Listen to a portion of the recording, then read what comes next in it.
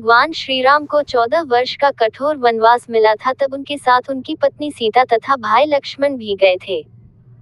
14 वर्ष समाप्त होने के पश्चात श्री राम का अयोध्या के राज सिंहासन पर राज्याभिषेक हुआ था और उसके बाद सभी हंसी खुशी रहने लग गए थे। इसके कुछ दिनों के बाद ही माता सीता के चरित्र पर लांछन लगाया गया, जिसके परिणामस्वरूप माता सीता को जीवन पर्यंत का वनवास मिला। उसके बाद माता सीता अकेले महर्षि वाल्मीकि के आश्रम में रहने लगी। माता सीता वनवास में कहाँ गई तथा इसके बाद उनके साथ क्या हुआ, इसके बारे में अयोध्यावासियों तथा स्वयं श्री राम को भी कुछ नहीं पता था।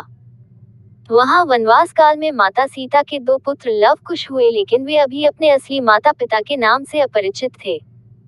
जब वे बड़े हो गए तब उन्होंने श्री राम के अश्वमेध घोड़े को रोककर उनके साम्राज्य को चुनौती दी। बाद में महर्षि वाल्मीकि के कहने पर दोनों राजकुमारों ने वह घोड़ा श्री राम को लौटा दिया, लेकिन तब तक दोनों को एक दूसरे के बारे में कुछ नहीं पता था। बाद में माता सीता व महर्षि वाल्मीकि के द्वारा लव कुश को उनके असली माता पिता का परिचय दिया गया तथा महर्षि वाल्मीकि ने उन्हें अयोध्या जाकर अपनी लिखी रामायण को संगीत के माध्यम से अयोध्या की प्रजा को सुनाने का आदेश दिया। गुरु के आदेश पर लव कुश प्रतिदिन अयोध्या की प्रजा को राम कथा सुनाते व सबका मन मोह लेते। उनकी प्रसिद्धि दिन प्रतिदिन बढ़ती ही गई।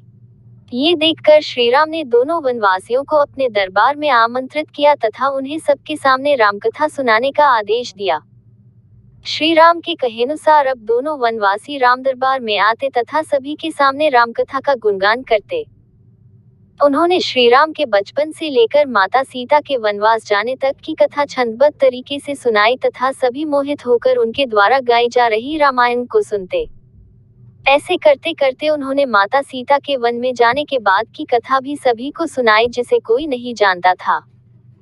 माता सीता का वनवास में वाल्मीकि आश्रम में जाना, वहां 2 पुत्रों को जन्म देना तथा उनके जीवनयापन की कथा सुनकर सब भावुक हो गए। अंत में लव कुश ने सभी के सामने स्वयं को माता सीता व श्री राम के पुत्र होने का बताया तथा अयोध्या के भावी राजकुमार के रूप में अपना परिचय दिया। ये सुनकर वहां खड़े सभी लोग आश्चर्यचकित रह गए थे तथा स्वयं श्री राम भी असमंजस में पड़ गए थे।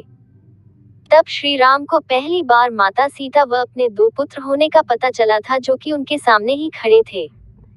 किंतु प्रजा के मत को देखते हुए उन्होंने माता सीता को स्वयं वहां आकर ये बताने को कहा कि ये दोनों उन्हीं के पुत्र हैं।